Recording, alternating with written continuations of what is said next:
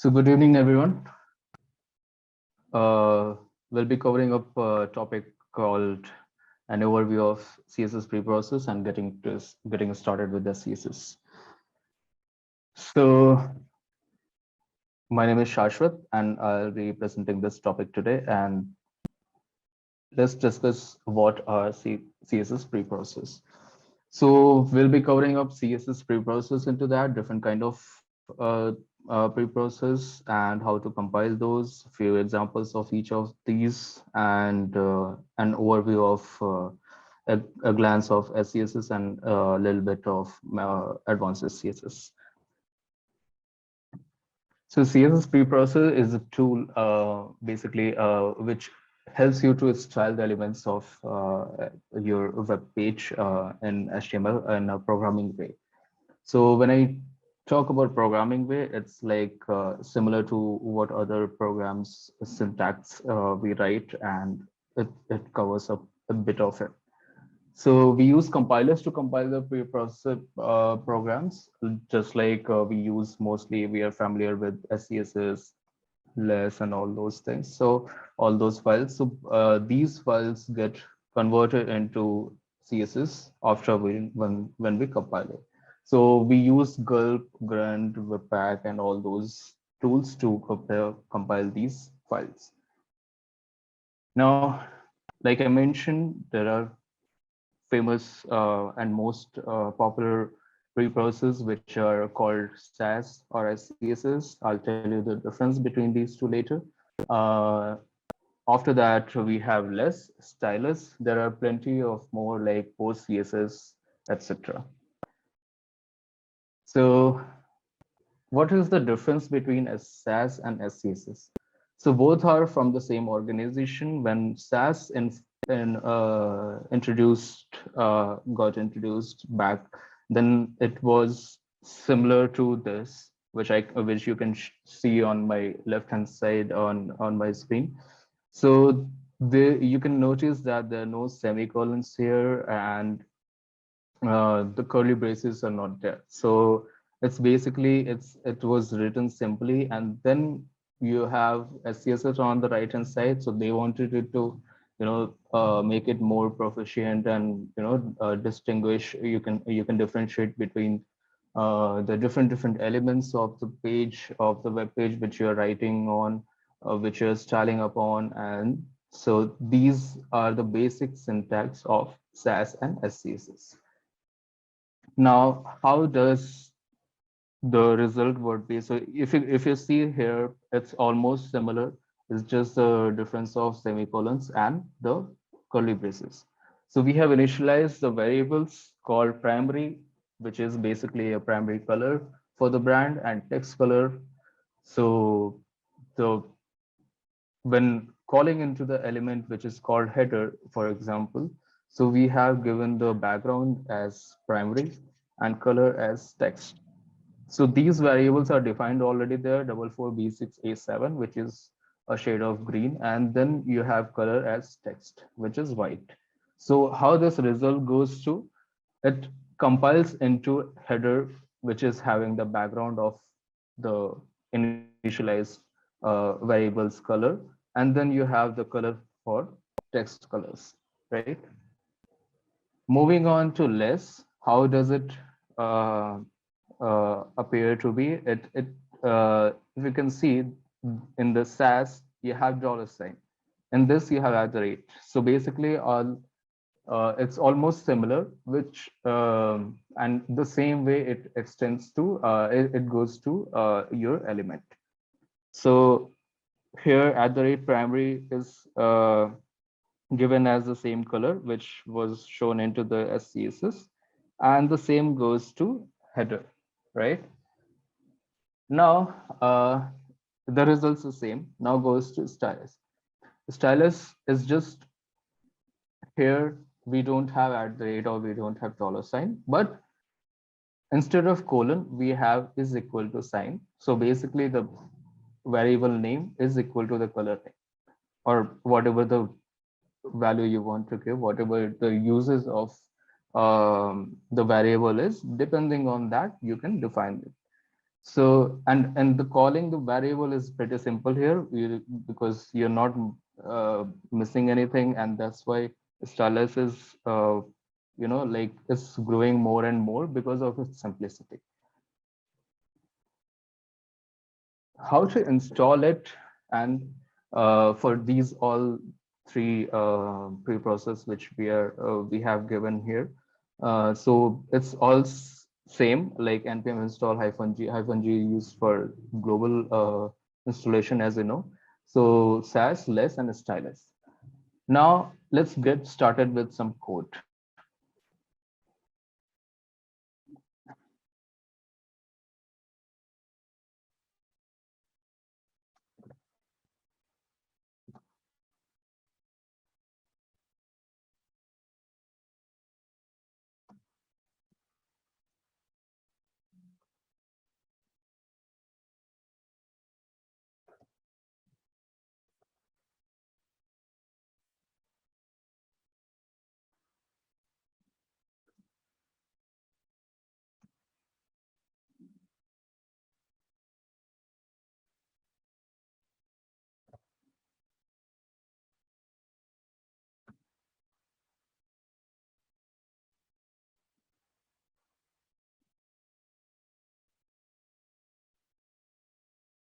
So first of all, we have to install it. So as you can see, the command here is npm install -g sass, right? So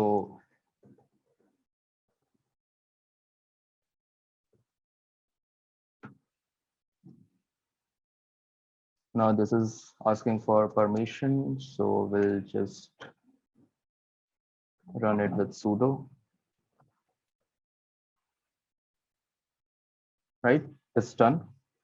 Now, what is the next thing you have to do?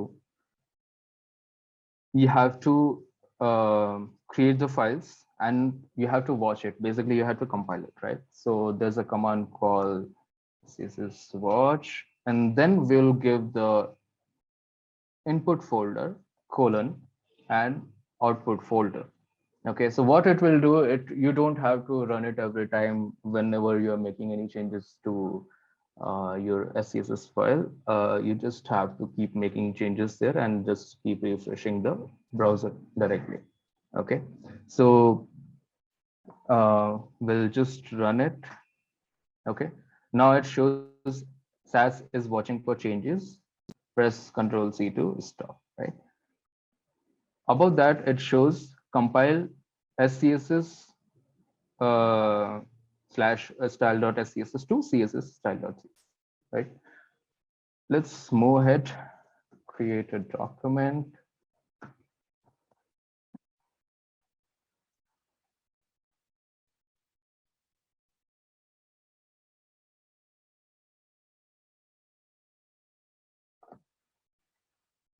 Okay, before that, let's just go here and see what is this.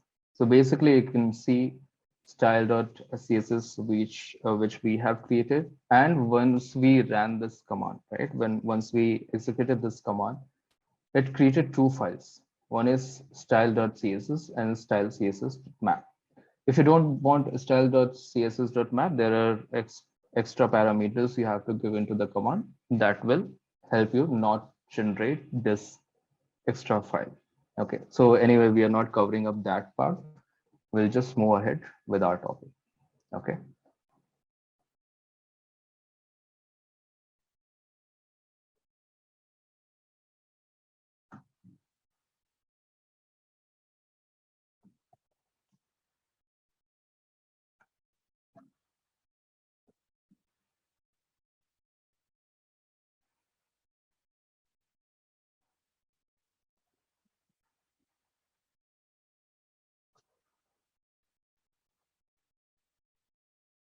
So I have just prepared this. Now just let's execute this. Let's open this. Okay. So this is here. Okay. Now you can see this is coming without any styling. Let's move here, write some.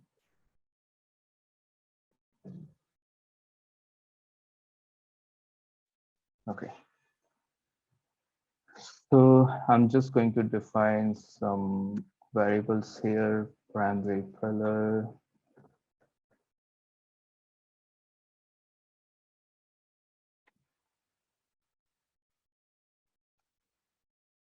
I'm taking one more, secondary color as maybe, let's take red, okay? And then you have text color as white. Now, how do we use this? Is basically,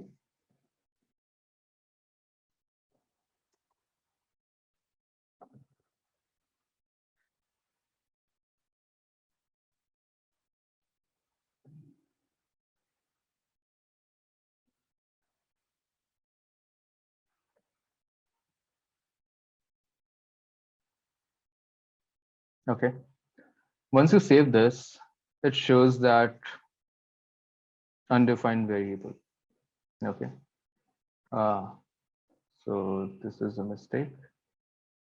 Once you save this, I saved it 4 times. That's why it's showing 4 or 5 times. Okay.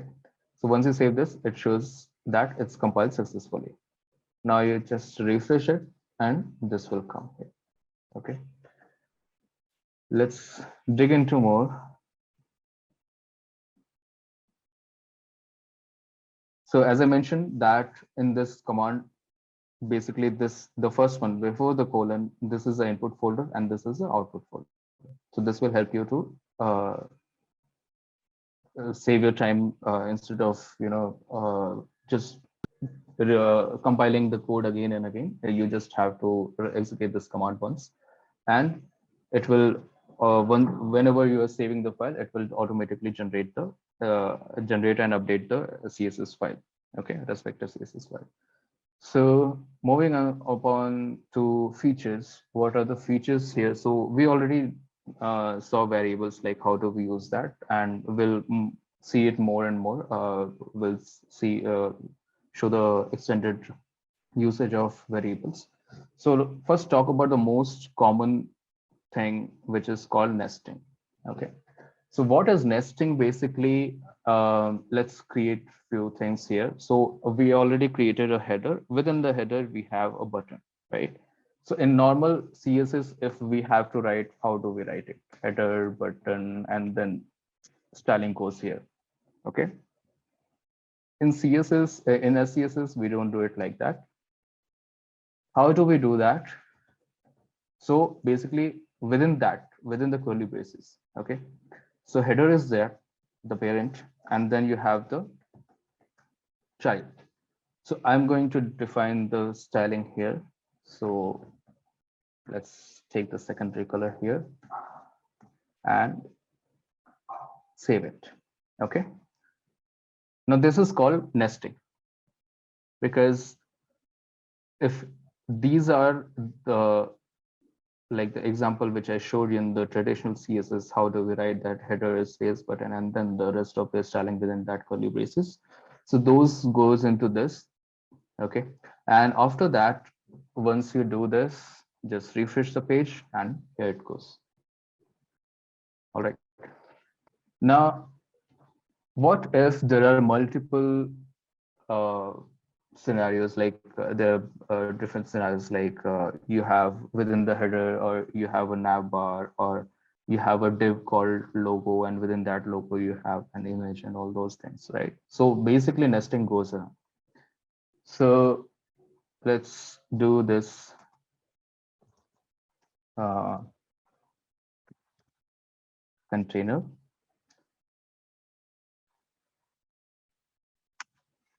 Okay, I'll just take this. I'm just taking an example here.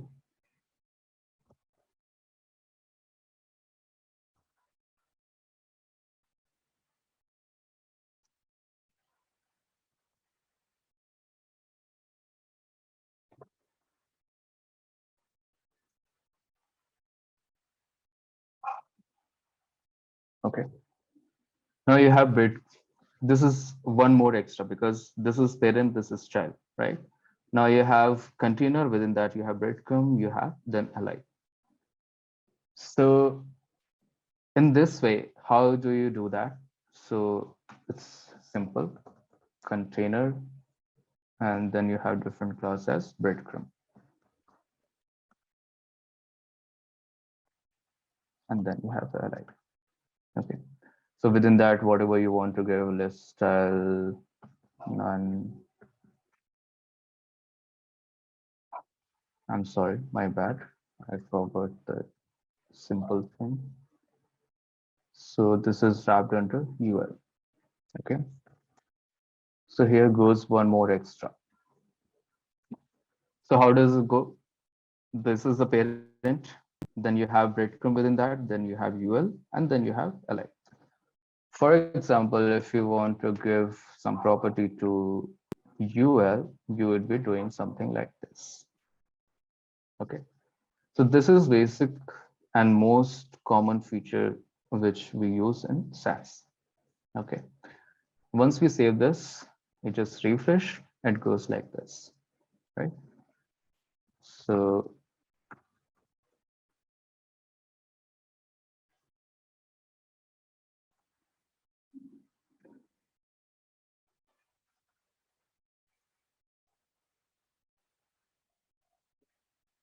now there's one thing I want to show you, which basically how do we use different like some more elements of CSS, which is like pseudo elements, right? So I'm just going to show you like this. So basically, how do we, if I want the arrow, since this is a breadcrumb, so how do we do that? So for that, you just have to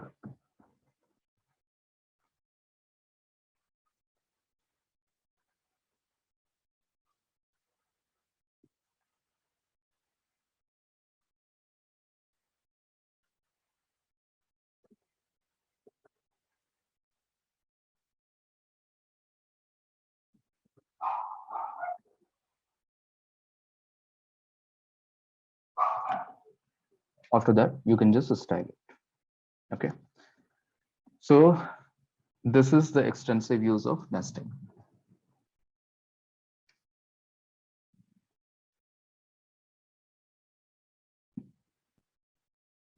Next, variables. Okay, in variables I'll show you some more extensive use of variables. So for example, we have initialized the colors here. Okay, I don't want to touch the color names. Okay, I just want that it has to be proper. So I'm just giving it a, you know, I'll just leave this as it is. I'll create a fresh set of colors.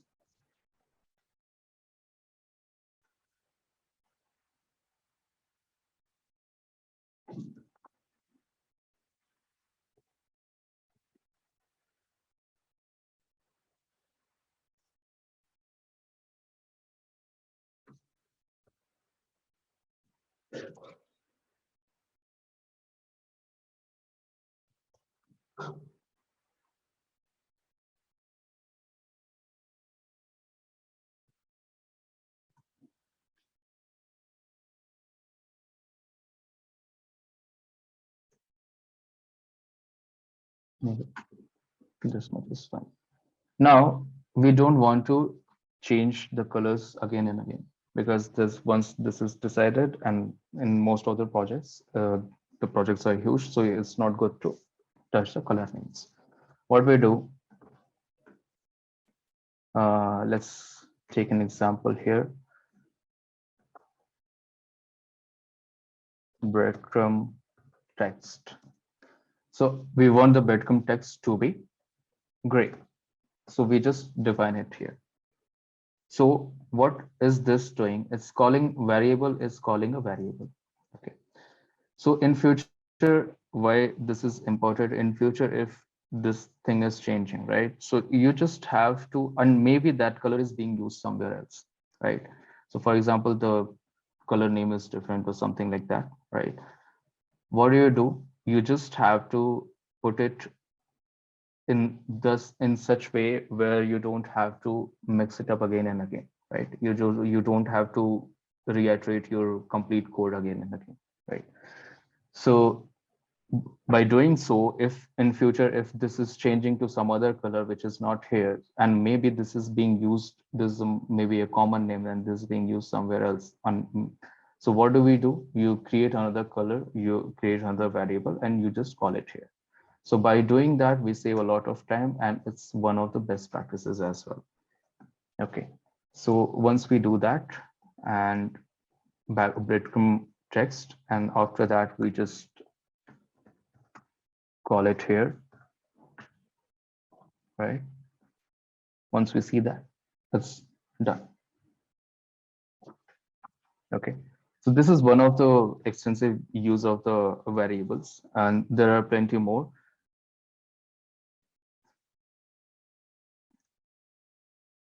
Now comes up the mixin, which is again a very demanded thing. It's a feature of a very uh, like useful for many purposes. Like you have to, for mixins, what do we do basically?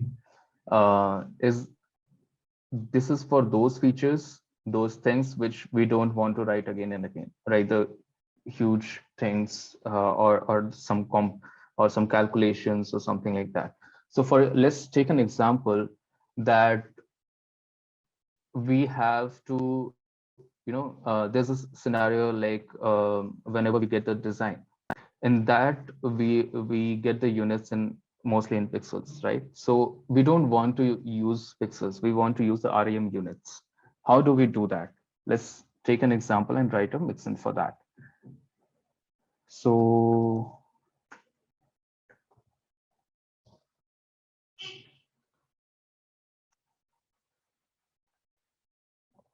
I'm creating a mixin function here, and within that I'll define its property.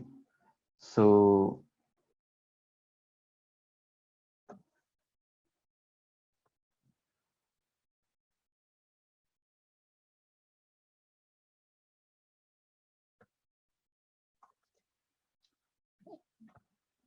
we'll divide it by 16 because that's the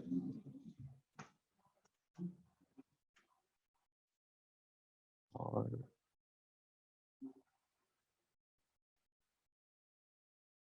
so basically one rem is equal to 16 pixels. Okay, so that's how we divide it. So basically what we are doing, we are passing the value, we are giving the value here and passing it here, and divided by this, and we are concatenating this with rem. Okay, after that, for example, if we want to give font size, so we just have to or we can do it, actually we have created mixin in this way, so we will just do include rem and maybe 24. Okay, now we refresh it and it's throwing an error.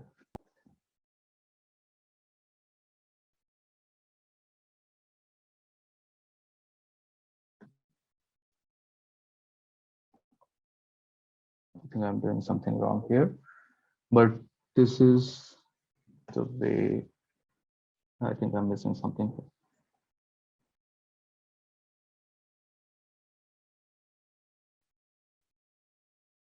No, it's not working. It's compiled, but it's not working.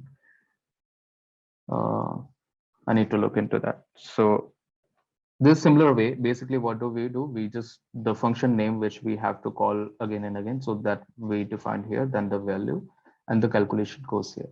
Okay, so this is how we basically write a mixin. So mixins can be used for prefixes like The cross-browser functionalities, like when we use we have to use WebKit or all those prefixes. So for that, for those things, we can write the mixins. We can write the mixins for example, which we have to calculate the viewport height or width or something like that. We can write the mixins for that. So basically, you can do anything with mixins, which is having the huge complexity uh, approach. Okay. So that's how the mixins can be done. Then import comes. So basically, import is just like the import at the rate import command, which helps you to the different libraries into single file. And so basically, how do we do? We This is a normal setup, normal architecture, which I'm showing here. So for example, if this is having a components folder, and within that components you have different all the components. So instead of calling all those into your HTML, what you can do, you can create a style.scss. And so for example, this is only for header file, right? And these are the variables. So you can create a variables file, you can create a mixins file or utility file, and you can create a header file. So instead of calling these three different files into index.html, what you can do, you can just create a style.scss. Within that, you can and import the file from different folders. So basically, how does this import command works?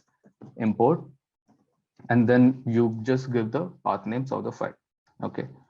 So it what it does, what is the usage of it? It saves a lot of time to, and a lot of the unnecessary number of lines to it reduces those lines.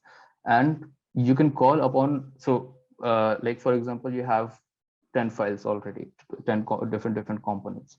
So all those 10 components you can call into a style.css, and you just have to call it the main style.css file here, css file here, because as at the end it gets compiled and stored into, aggregated into one file.